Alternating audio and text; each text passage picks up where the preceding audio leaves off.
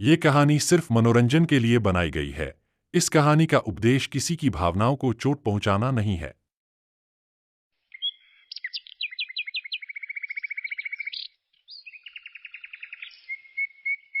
मध्य प्रदेश के एक छोटे से गांव भैरवपुर में ये कहानी शुरू होती है। ये गांव बहुत ही शांत था। चारों तरफ खेत, कच्चे रास्ते और बीच में एक पुराना बरगद का पेड़, जिसके बारे में लोग कहते थे कि वहां कुछ अजीब है। गांव के बच्चे रोज शाम को चौपाल के पास खेलते थे, लेकिन पिछले कुछ महीनों से एक नई चीज ने सबका ध्यान खींच लिया था। एक गोलगप्पा वाली औरत। वो औरत अचानक एक दिन आई और फिर रोज शाम को गांव के किनारे खड़ी होकर गोलगप्पे बेचने लगी। उस औरत का नाम किसी को नहीं पता था। लोग उसे गोलगप्पा वाली माई कहने लगे। उसकी कुछ अजीब बातें थी। वो हमेशा काले कपड़े पहनती थी। उसकी आंखें बहुत गहरी और चमकदार थी। वो दिन में कभी नहीं दिखती थी, सिर्फ सूरज ढलने के बाद आती। और सबसे अजीब, उसके गोलगप्पे खाने के बाद बच्चों को अजीब सपने आते।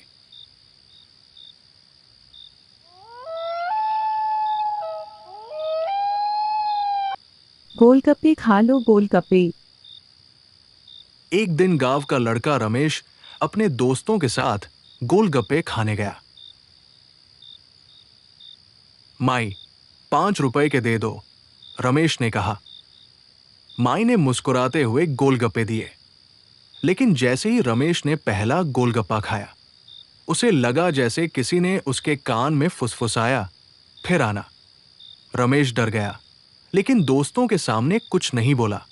उस रात रमेश को सपना आया कि वो उसी बरगद के पेड़ के नीचे खड़ा है और वही गोलगप्पा वाली उसे बुला रही है। आओ और खाओ। गांव के बुजुर्ग कहते थे कि उस बरगद के नीचे सालों पहले एक औरत की मौत हुई थी। कहते हैं वह औरत भी गोलगप्पे बेचती थी, लेकिन गांव वालों ने उस पर चोरी का इल्जाम लगाकर उसे मार दिया था। मरते समय उसने कहा था, मैं वापस आऊंगी और सबको अपने साथ ले जाऊंगी। धीरे धीरे गांव में अजीब घटनाएं होने लगी। जो भी बच्चा उस गोलगप्पा वाली के पास जाता, वो कुछ दिनों बाद बीमार पड़ जाता और फिर एक एक करके बच्चे गायब होने लगे।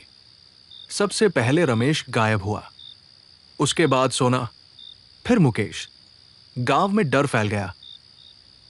गांव का एक युवक अर्जुन इस रहस्य को सुलझाना चाहता था। उसने तय किया कि वो खुद जाकर उस गोलगप्पा वाली को देखेगा। एक रात वो छुपकर पेड़ के पास गया। अर्जुन ने जो देखा, वो उसकी जिंदगी बदल देने वाला था। गोलगप्पा वाली माई अकेली नहीं थी। वो बरगद के पेड़ के पास खड़ी थी और उसके चारों तरफ बच्चों की परछाइयां घूम रही थी। और फिर अचानक माई का चेहरा बदलने लगा। उसकी आंखें लाल हो गई, उसके दांत लंबे हो गए और उसने एक बच्चे की आत्मा को अपने गोलगप्पे में कैद कर लिया।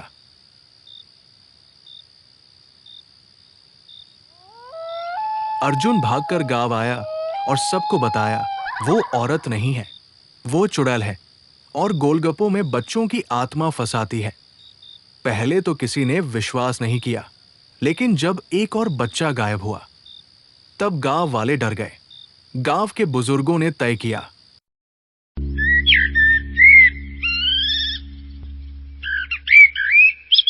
आज रात हम सब मिलकर उस चुड़ैल का अंत करेंगे। सब लोग मशाल लेकर बरगद के पेड़ के पास पहुंचे। जैसे ही लोग पहुंचे, चुड़ैल जोर से हंसी। तुम लोग मुझे नहीं रोक सकते। अचानक हवा तेज चलने लगी, पेड़ हिलने लगा और जमीन कांपने लगी। लेकिन अर्जुन ने हिम्मत नहीं हारी। उसने आग की मशाल उठाई और पेड़ की जड़ों में डाल दी। जैसे ही पेड़ में आग लगी, चुड़ैल चीखने लगी, मैं वापस आऊंगी, फिर आऊंगी। और फिर वो धुएं में गायब हो गई। लेकिन कहानी यही खत्म नहीं होती। अगले दिन सब कुछ सामान्य लग रहा था, लेकिन शाम को गांव के बाहर एक नया ठेला लगा था। उस पर लिखा था, स्वादिष्ट गोलगप्पे, सिर्फ 5 रुपए। और उसके पीछे एक नई औरत खड़ी थी जिसकी आंखें बिल्कुल वैसी ही थी। उस दिन के बाद गांव के लोग कभी भी सूरज ढलने के बाद बाहर नहीं निकलते और बच्चे गोलगप्पा कभी नहीं खाते। अगर आपको हमारी कहानी अच्छी लगती है तो लाइक, शेयर और सब्सक्राइब करें।